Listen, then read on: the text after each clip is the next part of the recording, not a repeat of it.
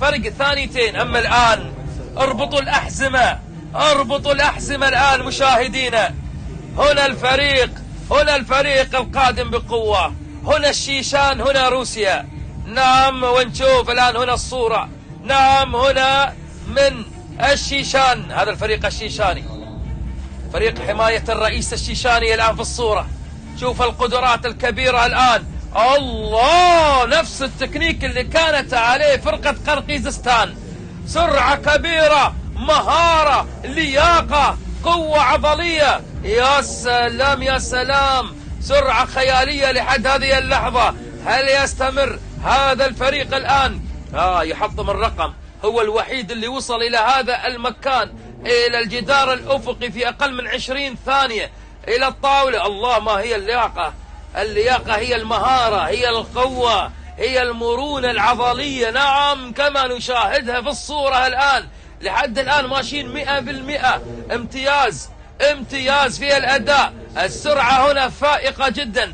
كما نشاهد الآن في أقل من دقيقة يتواجد هذا الفريق الآن هنا في المقدمة. يا سلام يا سلام. إذا هذا فريق الشيشان الآن، الفريق الشيشاني في هذا اليوم من روسيا يقدم لنا هذه الصورة المذهلة. إذا دقيقة وسبعة. الله، ما هذا؟ لا أصدق عيناي. لاحظ الآن، شوف الأداء، شوف المهارة، شوف السرعة، شوف الدقة. يا سلام، شوف الشطارة هنا. شوف هذه ألواح النينجا كيف يطير عليها. اللياقة المتبقية، قدرة كبيرة متناهية. إذا الآن هنا الفرقة الشيشانية، هذا هو العرض الحقيقي للقوة العسكرية. نعم، شوف لرجال الأمن، هاي رجال الحماية، حماية الشخصيات.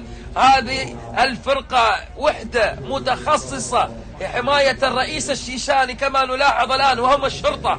نعم، شرطة الشيشان كما نشاهد الآن من روسيا، وكيف يقفز على هذه الشبكة، شبكة الكارغو. هذه شبكة الشحن أو الكارغو نت كما يطلق عليها.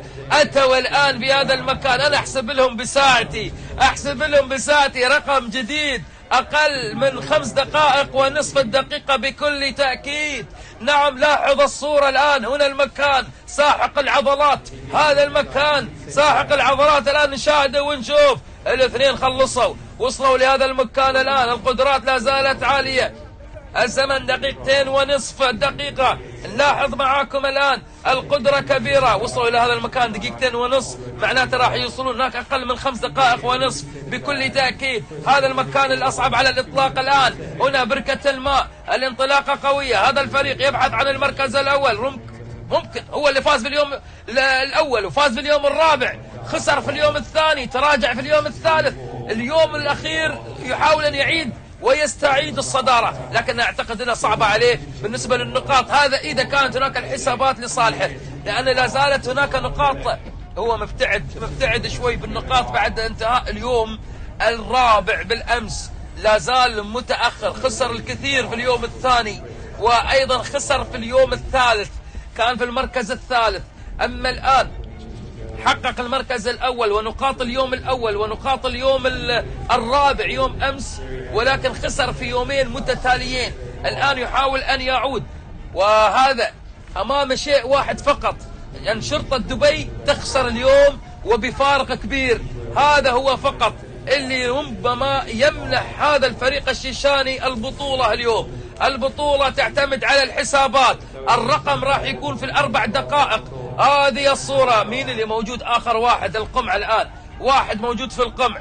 الصورة الآن هنا مع الحبل الأفقي. إمكانياتهم جبارة، لياقتهم عالية، إمكانيات بالفعل تستحق الآن المتابعة. شوف القوة، شوف السرعة عندما تشاهد الجميع منذ انطلاقة هذا اليوم، منذ هذا الصباح. أسرع فريق على الإطلاق اللي قدم لنا الآن هذا النموذج. شوف اللياقة العالية، شوف التدريب العالي.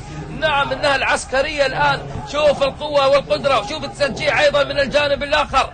هذا العلم الشيشاني موجود هناك، وفرحة كبيرة موجودة. راح يكون أقل من 5 دقائق بكل تأكيد، أقل من 5 دقائق. هذا العنصر الآن الثالث دخل، الرابع، وباقي الآن الخامس، أقل من 5 دقائق، رقم خيالي، رقم ريكورد، إنه ريكورد 4 دقائق و43، 4 دقائق و43، إنه ريكورد، رقم قياسي، رقم قياسي لهذا الفريق. إذن في هذه اللحظات هناك بنفس هذا المستوى، بمطابقة لنفس هذه الهندسة، نعم هذه الموانع تتواجد هناك في شرطة الشيشان، فلذلك فإننا نشوف هذا المستوى، لأن هذه مطابقة أيضا اللي موجودة في الولايات المتحدة الأمريكية، نفسها مطابقة موجودة أيضا لدى الشيشان، فالشيشانيون على هذا المستوى من البراعة، لأن عندهم نفس المكان، عندهم نفس الموانع،